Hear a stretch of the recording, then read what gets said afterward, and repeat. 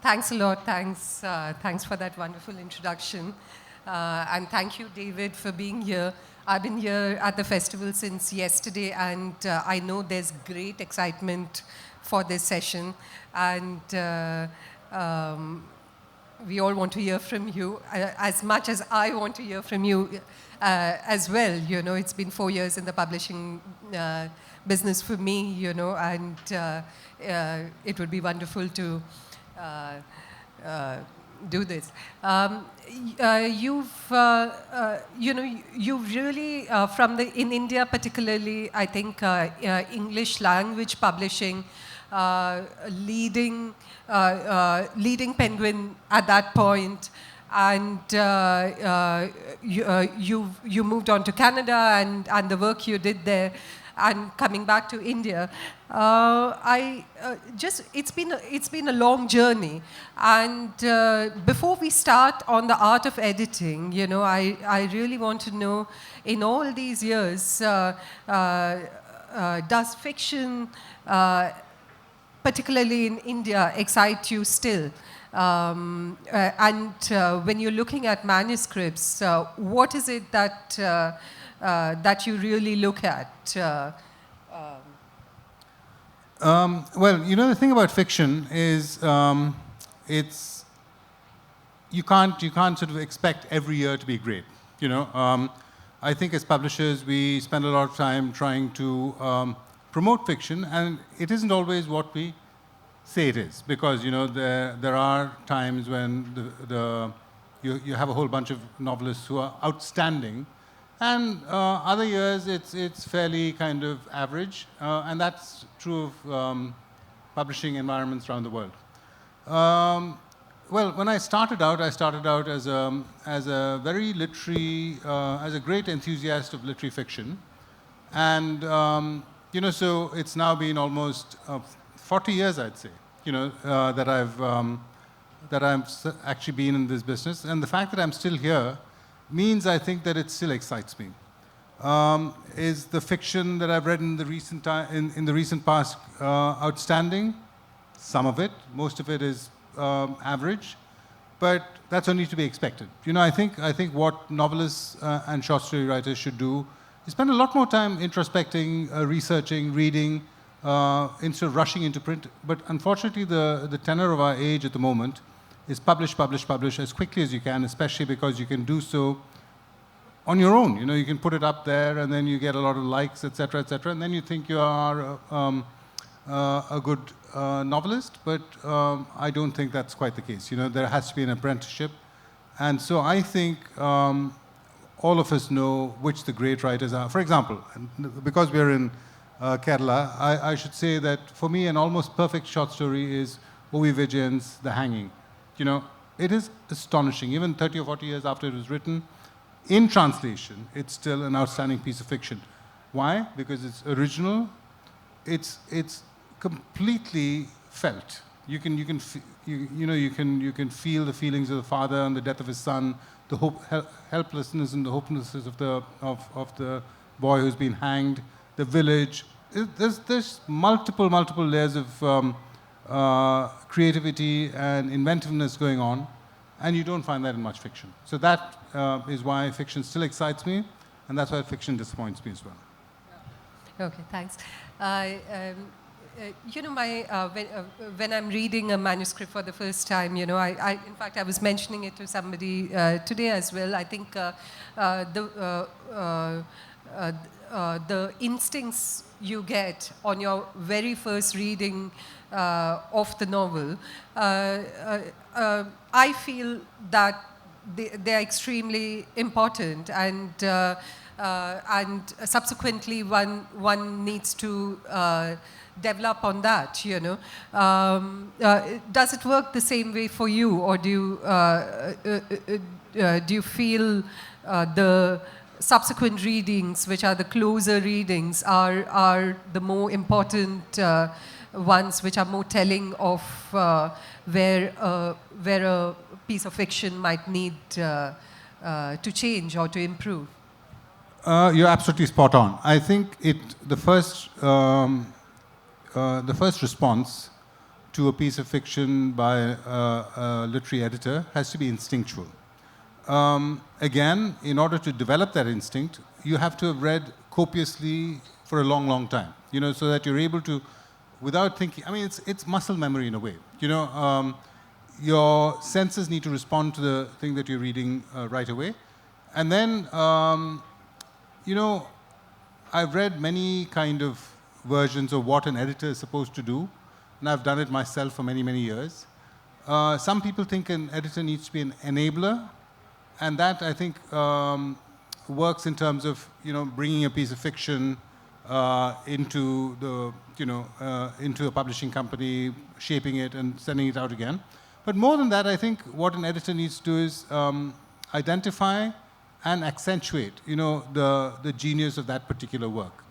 In our country, for example, there is an additional thing which is not so good, which is a lot of us spend a lot of our time rewriting, which is not the best thing to be doing.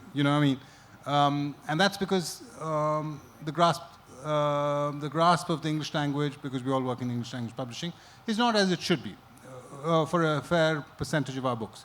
So you take that out. After that, it becomes pure. It becomes a much purer form of endeavor, in the sense that as an editor, it's not your book, so you need to be careful about imposing your style. You need to sort of love it, and then you have to go deep within it. And when I say accentuate, you work within the writer's voice to make it sharper. No book is perfect. I have worked on Vijay's writing. I worked with Vikram Seth. I worked with a lot of people. I mean, this is not to name drop, but I'm just saying, I'm mentioning these names because these people are at the top of their form. There are people who start out. There are others who are already very accomplished. But even they require help, to make their book better, because they're too close to it. So if you have a really good editor, then the editor is their ally to help them, not to do the work for them, but to point out what can be done better. No, I'm glad you mentioned Vikram Seth or Vijay. And as you said, they're brilliant at what they do.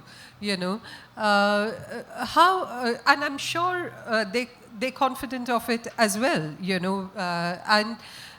So how receptive? What is that relationship like? And is it tempestuous? Well, the thing is, the very best writers are not insecure at all. I mean, because writing is a very insecure profession. Yes, they might be insecure to some extent, and that's why they need to trust their editor, right? Now, for example, Suitable Boy, I think, I might be wrong here, I think it's the longest work in the English language or close to it. But even a book that long lost several hundred pages during the editing, which nobody knows about, right? Because, I mean, why would that be important until the book became... Several hundred pages? Yes. Oh, well. Okay. Because Vikram was confident enough. So if I said to him, I say, look, this section doesn't work, this character needs to be scaled down, this character needs to be scaled up, he isn't going to take it at face value. He's going to say, okay, he's going to think about it and say, look, yeah, I kind of see what this guy is saying. And it is as simple as that. Vikram, Shashi, Vijayan, all these guys were so good at what they did that all they were interested in was to make their book better. They didn't care. It could be anybody. It didn't need to be me. So, but that person needed to have earned their trust. In like fashion, with my novels, I was very fortunate in having a great editor.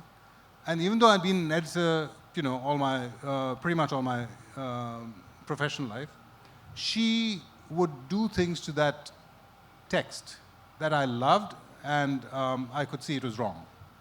Stuff like that.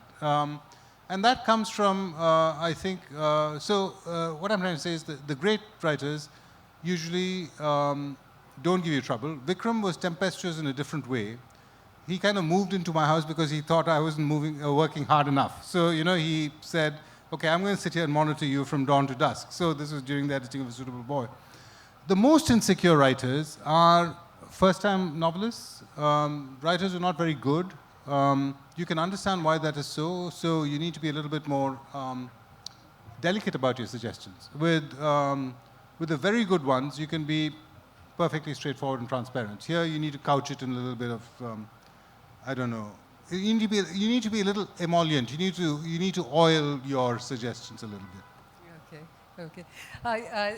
The time when you published A Suitable Boy, for instance, was that a slower time in the publishing world in terms of the pressure to, say, put out that many books in a particular year or in a particular month, and did that help?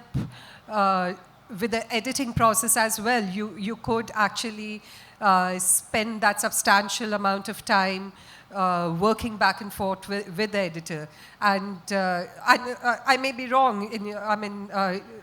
Do you feel that has changed? Well, I mean, there certainly weren't as many publishing companies, and there weren't as many books being published. That was definitely true. Penguin got large very quickly. Because there wasn't any competition at that point. So we started publishing in excess of 100 books fairly rapidly. And the moment you start publishing over 100, 200, I think Penguin now does about 300, 350 books a year, new books a year. That's a lot of books, right? So it's a kind of treadmill. Did it give you more time to edit? Well, not really, because the number of editors in the company were fewer, But what has happened, and tragically so, is, and that's not true of India alone. It's true of England. It's true of America. It's true of Canada, Australia, etc., etc. Very few editors edit anymore. Most editors have become, I would say, editorial managers. You usher a book from the time it comes into your inbox to the printing press, to sprinkling a few commas and do the cover and maybe do a kind of, a blurb and stuff. You're not doing structural editing. You don't have the time. The pressure is too much. And the suits, the people who do the P&Ls decided it wasn't important, especially in England and America. And in India, sadly followed suit. There was a time when people edited more. Did it make the books better? A bit, because you can't make a bad book a good book. And you can't make a not so good book a great book. You can make it a slightly better, not so good book. So it's an argument that doesn't have a definite and definitive conclusion, which is, if I had 6 months to edit a book, would it be a better book than if I had only 3 weeks?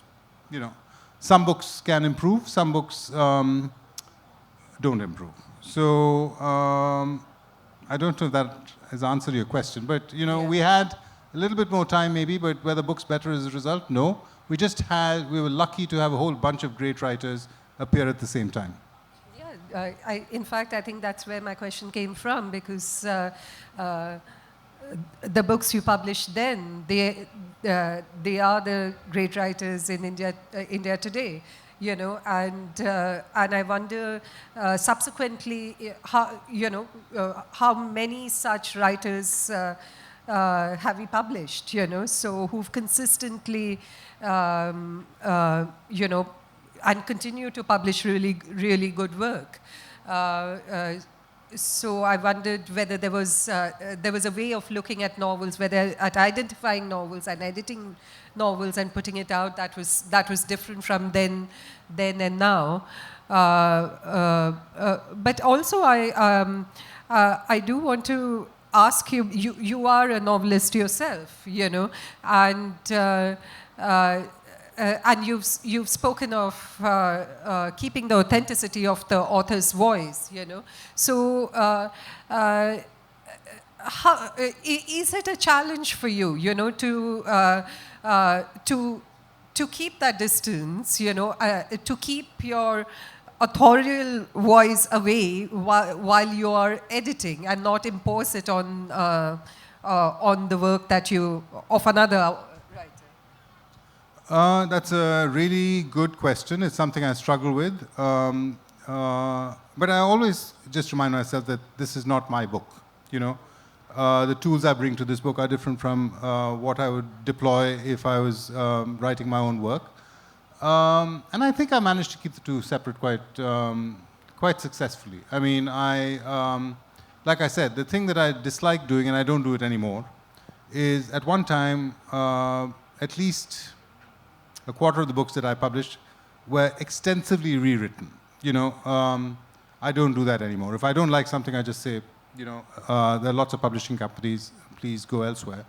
I now just do structural editing, which I really enjoy, which is, I think, looking at a fairly early draft of a book and having a vision for it. For example, you know, there are and there again, it's a very fine line. There are very famous examples in history. For example, Ezra Pound and T.S. Eliot, he, I think, cut The Wasteland in half and changed the title, etc., etc. And Eliot accepted it, right? There's Thomas Wolfe and Look Homeward, Angel, and his editor Maxwell Perkins. All those worked well. But there's also a cautionary tale where an editor called Gordon Lish was concerned, who made Raymond Carver's works, his stories, the kind of stories that they eventually came to be, which was very stripped down, etc., etc. And then he got a bad rap because Carver later said he was interfering with my work. You know, he changed it completely, etc. So one has to be careful, you know, and I think I'm always mindful of that when I'm sort of editing a book, that this is the author's work. And if I can't work with it, if I find it's not for me, I mean, I can't sit in judgment on something that I don't get, because writing is such a subjective thing, editing is such a subjective thing. There is no kind of, there is no definitive thing about this is the right edit for this book, right? So if I feel that I'm not going to be able to work on this, or this is something that I want changed entirely, I tell the writer, look, you're probably better off going elsewhere. But if there is I mean, for example, again, being in Kerala and Shashi being such a big influence on Malayalam letters and English language writing, I've known Shashi for about 40 years. And I worked with him for about 90% of his books. And I think there's a great deal of trust that develops. And I know very much that Shashi Tharoor's writing is his own. My job is to try and sort of, if I can, make it better through him, not through me, right? And I think that's the formula, that's the only formula that should exist. When it comes to rewriting, I mean, I want to speak of books in translation, for instance, you know, and I think while I was growing up, for instance, you know, so a lot of the translations that were coming out were quite, the language was quite stilted, and so your reading experience suffered as a result. And we are lucky to have some really good translations from certain languages now. I wonder if your approach to editing differs when it comes when you're editing a book originally written in English and a book in translation, you know. So do you listen to the sound of the language, for instance? How do you keep the authenticity of the place, of its culture intact within that text? Okay, so let me take 3 examples. One is Garcia Marquez, the other is Milan Kundera, third is O.V. Vijayan. I didn't know the first 2 writers, but I've read them only in translation. And unfortunately, though I grew up, I spent a fair amount of my youth in Kerala. I never was proficient enough in Malayalam to be able to read it or speak it with any, not that I speak any other language with any degree of proficiency, but anyway. So the first 2, their translations are outstanding, right? I mean, I think 100 Years of Solitude in English is a masterpiece. And Garcia Marquez himself is supposed to have said somewhere that in some ways the translation is better than the original. And so he trusted Gregory Rabassa absolutely. Likewise with Kundera and several other names I can mention. They work brilliantly in English. And I think that is what is, finally, that's what it matters. I mean, the book has to exist in a new language, in a new ecosystem, without leaning on the crutch of its greatness in another language. There's some books that are absolutely untranslatable, you know, which are very, very rooted in regional patois or in an environment, and you simply can't, or the music as you're talking, the music of the language, you simply cannot move them into another language. And so that is, assume that that is the basic situation with translations. So if that is the basic assumption, then I think I work on the premise that it has to work for me in English. So then there is no great, there's no great conflict in my mind as to whether I'm accurately getting the Malayalam into the English. And I know that in practice because I would, when Vijayan was alive, we were friends, so he used to try and do the translations. I think he did Kazakh himself. And we would sit together, you know, and he would lament the fact that the amazing stuff that was going on, the Malayalam version was not happening in English. And I say, well, you know, you can't help it because what it loses, it gains hopefully in other ways. So to stop rambling, I should say I don't treat a translation differently from a book, a piece of work that was submitted originally in English. Okay. All right. I do want to go back to, I know you know, authors who've attained success, you know, and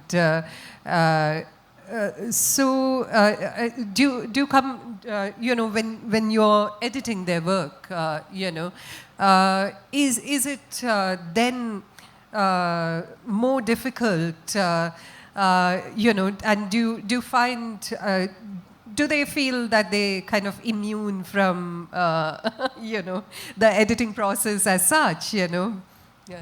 Sadly, yes. I mean, I have a theory that maybe once the writers won the Nobel Prize, they should be asked to stop writing, or maybe sort of, you know, be kept far away from the way their work is treated. Because yes, and a lot of that is not down to the writers themselves. You know, it's the editors, publishers, anyone who deals with a great starts feeling intimidated. So you start, you know, not doing what you're meant to do.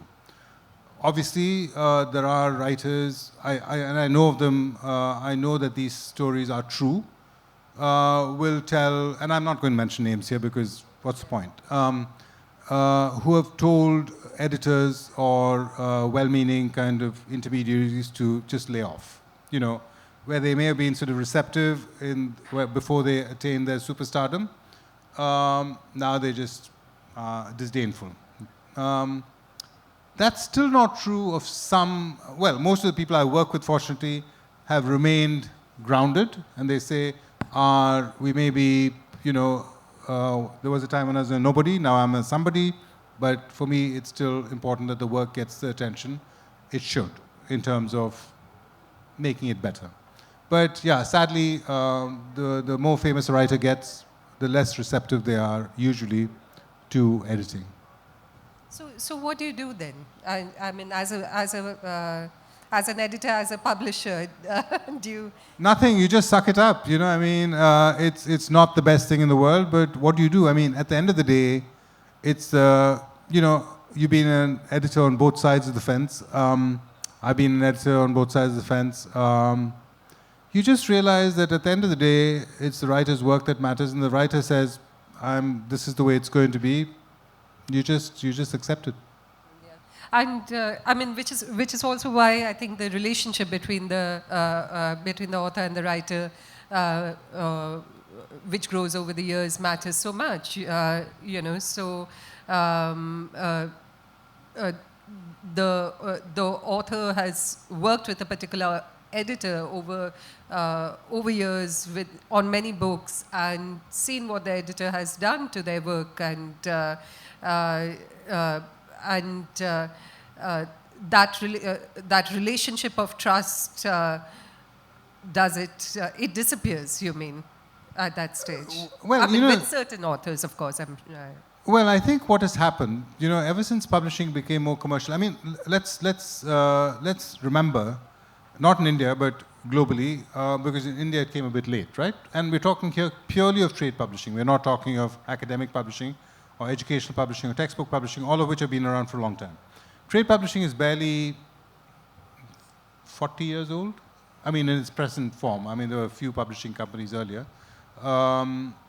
So it's a very young profession here, but it's a very old profession elsewhere, hundreds of years old, right?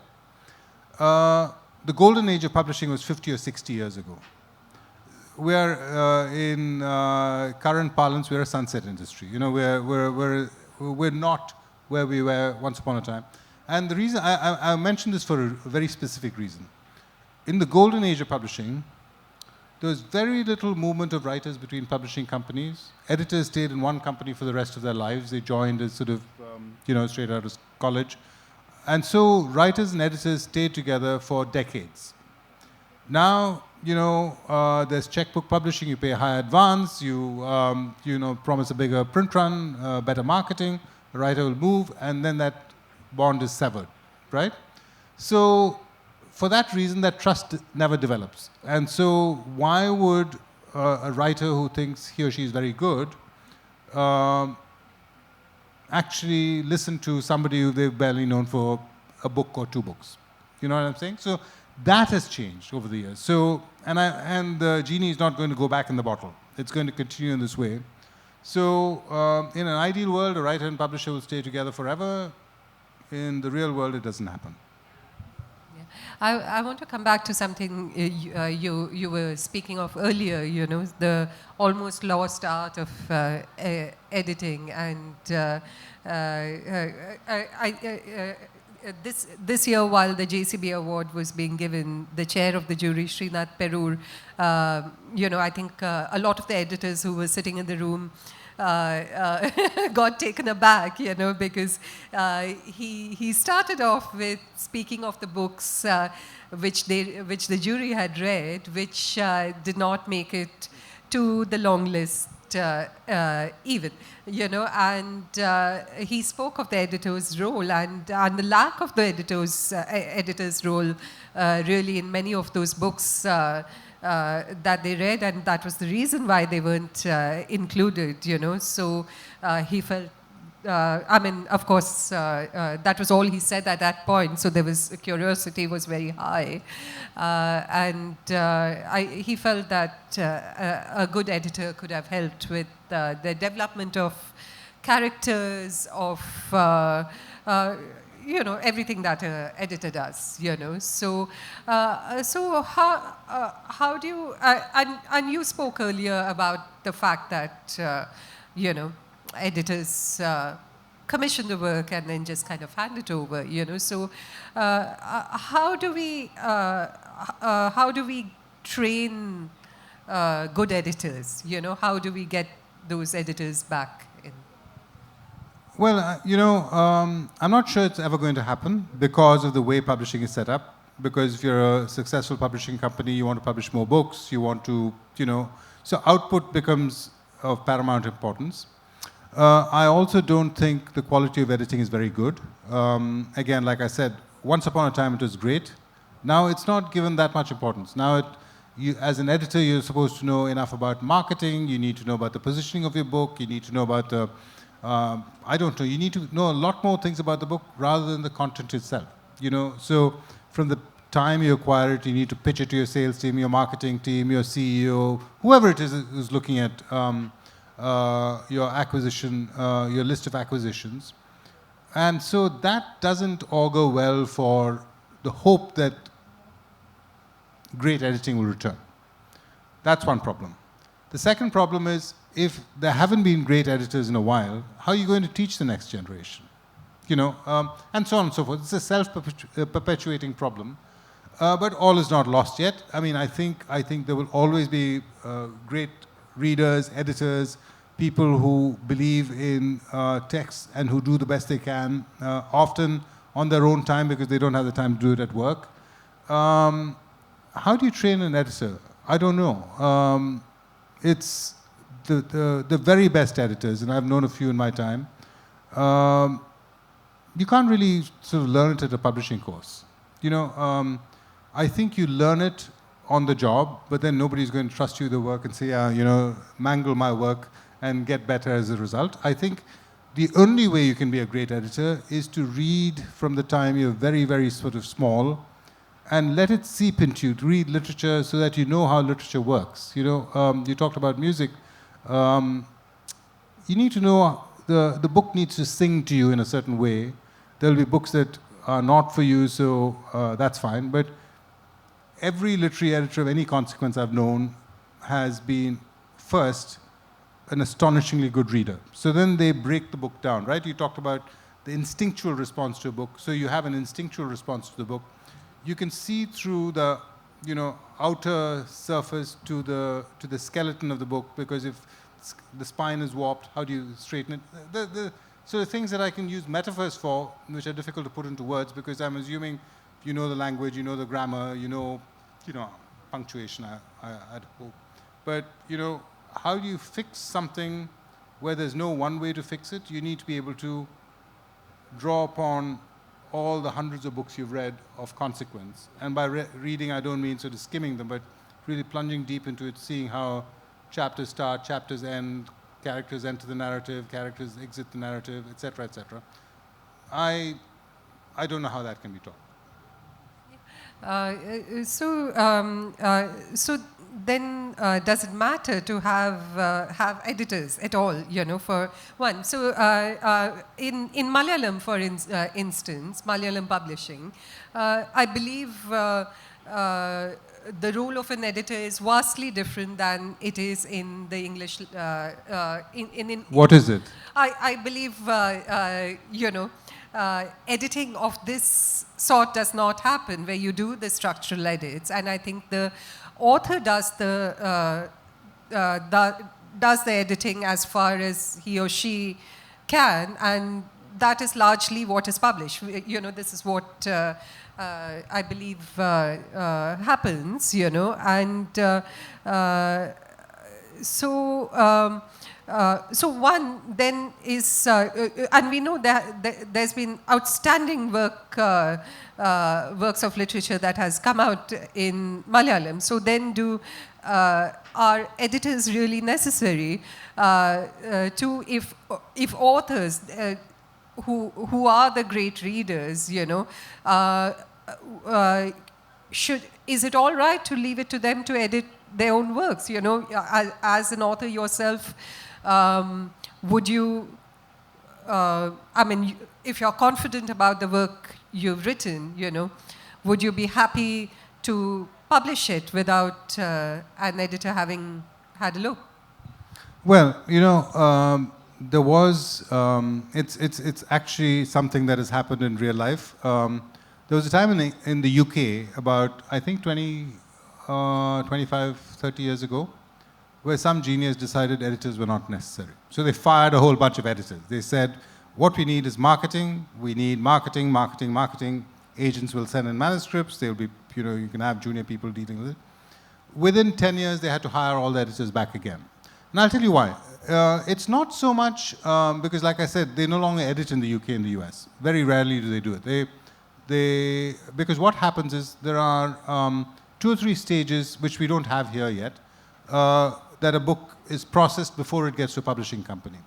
There are writing doctors, there are schools of writing, agents also do some editing. So the book goes through lots of tweaking before it comes to a publishing company. So in that sense, editors no longer edit the way they do here.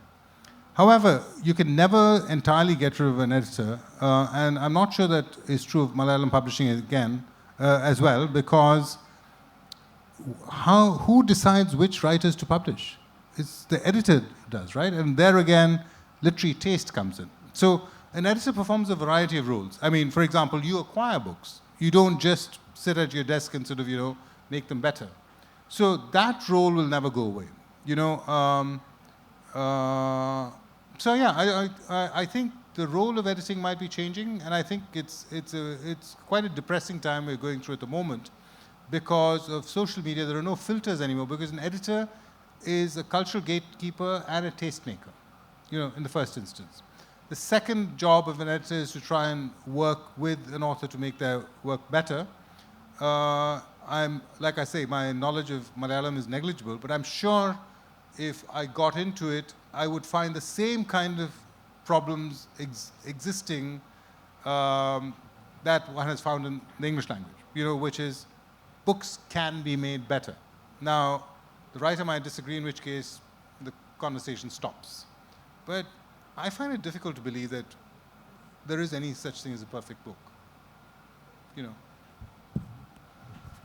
Great, thanks. At this stage, I would really like to open it up to the audience for, I'm pretty sure there might be many questions here. So, my question is, in this age of algorithms, a futuristic question like, would you prefer a algorithm editing a book, just like a blurb engineering, or tinkering with the blurb to promote sales? A certain app to tinker with blurbs to promote sale. So likewise, are you endorsing a AI algorithm which edit favoring selling, more bestseller producing algorithm? Are you endorsing, are you scared of it, or are you like to promote it? Am I afraid of AI? AI editing a book? No, not at all. Because, let's look at it this way.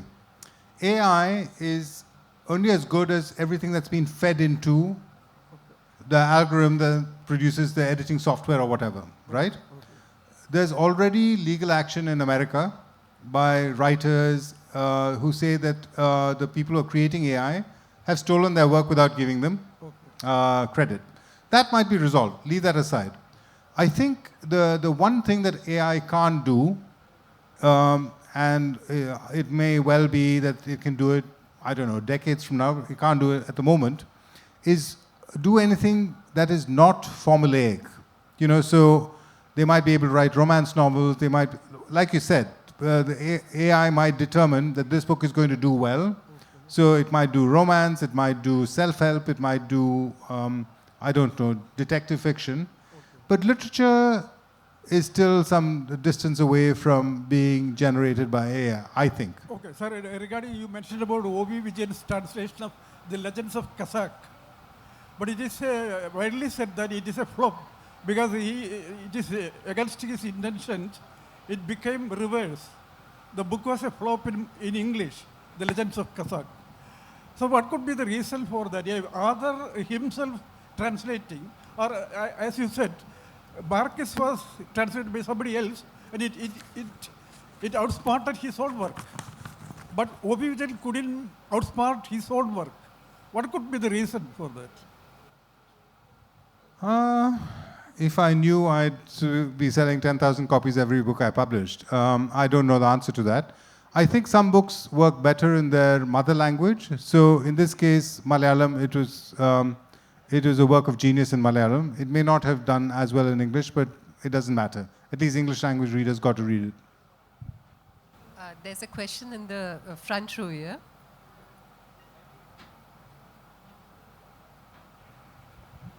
I believe, and I could be wrong, that you require more creativity to create a work of fiction than a work of non-fiction.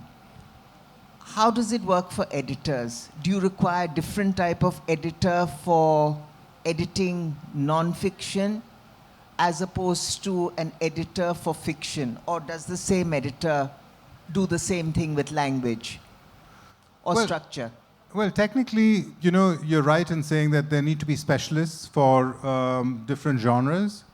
Practically, it doesn't work out. Publishing companies don't have that kind of resources to devote. You have editors in charge of non-fiction imprints, but you do both fiction and non-fiction. I do both fiction and non-fiction.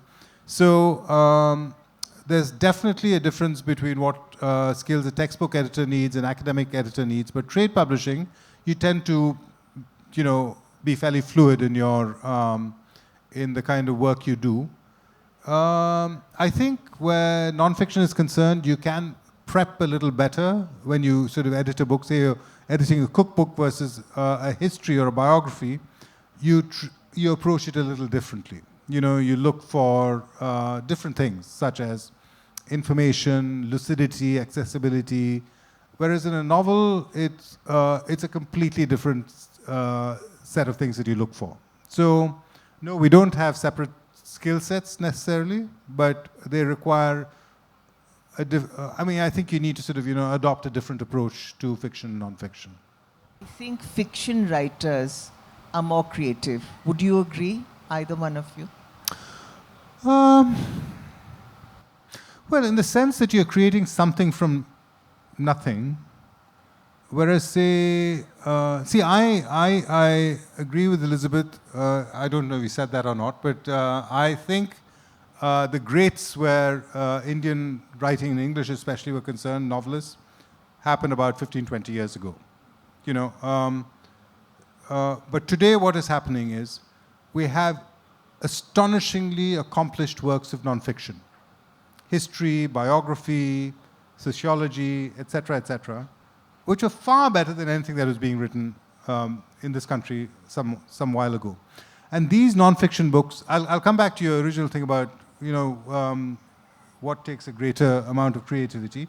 But the reason I mentioned the great non-fiction books of today is simply because a lot of the things that make these books of non-fiction great are fictional techniques, which is simply vivifying the period that is being written about, set pieces, sometimes even dialogue, imagined dialogue, etc., etc. There are things that make these books far better than a dry as dust OEP kind of school of non-fiction publishing that existed 20 or 30 years ago. I think, yes, it requires a great deal of creativity to conjure up something from nothing, as opposed to steeping yourself in a subject that you can then write about with great elan. So, yeah, if my life depended on it, I'd say a novelist is more creative than a non-fiction writer, probably. I just wanted to ask, how far does the role of an editor extend? Like, do you have to limit it to just editing the text? Or do you find yourself hand-holding the writer even after the book is published? Do you have to deal with the writer even after that? Or do you feel responsible for the writer even after the book is published? Absolutely. I think that is a very, very good summation of what an editor does. You don't hand off the writer to somebody else once you're finished with a book. I think the perfect writer-editor relationship is where you're kind of brothers in arms, so to speak, or at least a Sherpa. A fascinating discussion. I have two questions. Should I stand? The first is, I was wondering if when you acquire books that have been already published in the UK or the US, do you edit them for the Indian market, just like Americans do for their market? And the second question is, it seems that, if I may use the term global south, we only learn about each other's books. The books that make it in the UK and the US are the books that we get to read. What can we do to have a conversation where you get to know about African books from the African continent without the conduit of the UK or the US, and for us as well? Because I've found so many books here that I didn't know about. I had to come here to get to know about them. They're both very, very valid and important questions. Where the first is concerned, again, it comes down to economics. So you don't tend to edit for every market. The American market, because it's the most powerful market at this point, and I mean powerful in terms of the fact that the advances are the biggest and the print runs are the largest, tend to get away with saying, we're going to edit this book again. Most other markets don't have that available to them. What happens when a book, and I can talk about only the markets where I worked in 3 countries, so I know how those countries work. I think what happens is the country which acquires the book first tends to have the lead editor. So when I was working in the UK, the British publisher had the right to be the main editor, and everyone else pooled in their comments, and then you had a kind of composite set of questions that the author worked with. When I work here, like for example, one of the most famous books I've edited is A Suitable Boy, and we were the lead editors on it, although he got a lot more money from the UK and the US publishers. So it's something that you sort of try and sort of work through, but no, we don't always get to sort of, rework a book to suit our market. The second thing is a bigger problem. I completely agree and bemoan the fact that we don't have as many, we're not able to sort of know about books that we should be reading, except via the UK or the US. What is the answer to that? I actually don't think there's an answer. I think when African books start working in India and when Indian books start working in Africa, we'll pay greater attention to each other. But the market, and I'm talking now only about the English language market, is still dominated by the UK and the US. The good thing that I've seen in my lifetime, when I started out, India was mainly was an import market. You could only buy UK books here. The bestseller lists were dominated by books from Britain and America. And again, books from America came to India through Britain because we are Britain's export market. In my lifetime, that's changed. Now, Indian books dominate the bookshelves, bestseller lists, review pages, and that is amazing. And I'm hoping that that's happening in Africa as well. I have friends and colleagues, former friends and colleagues in South Africa, for example, and I know that they tried hard, but they were also a huge export market for Britain. Canada, which is another place I worked in, Canadian books now dominate.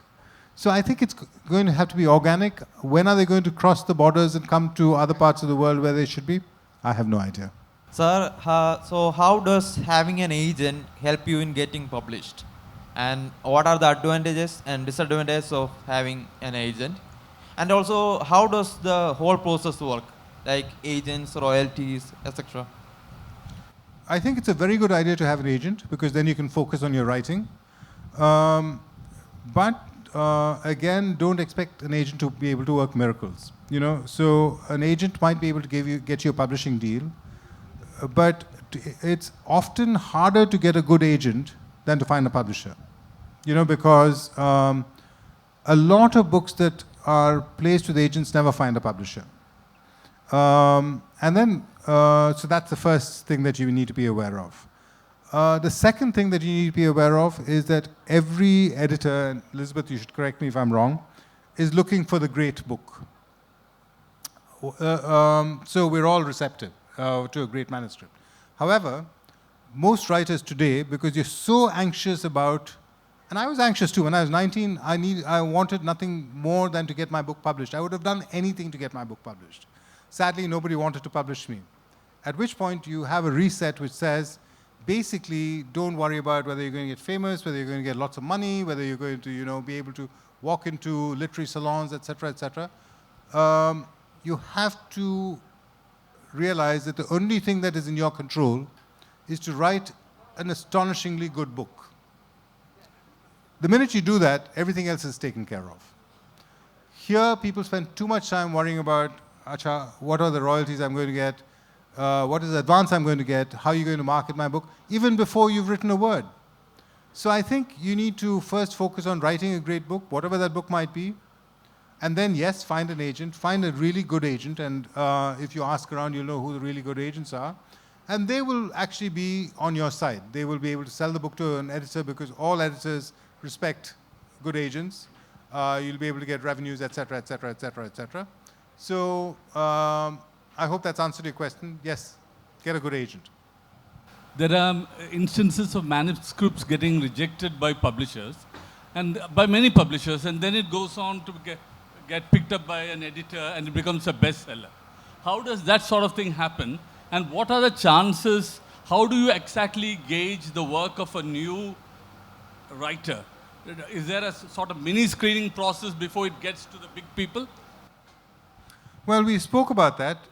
Yes. For example, my publishing company does not look at unsolicited manuscripts at all.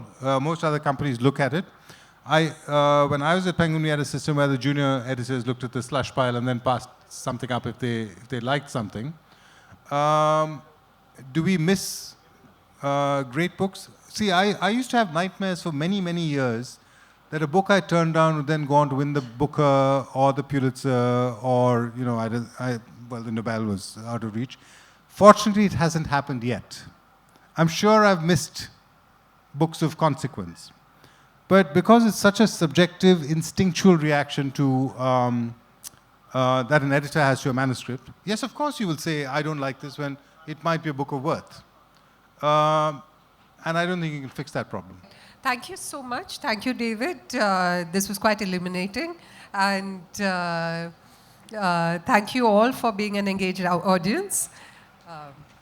Thank you very much, Elizabeth.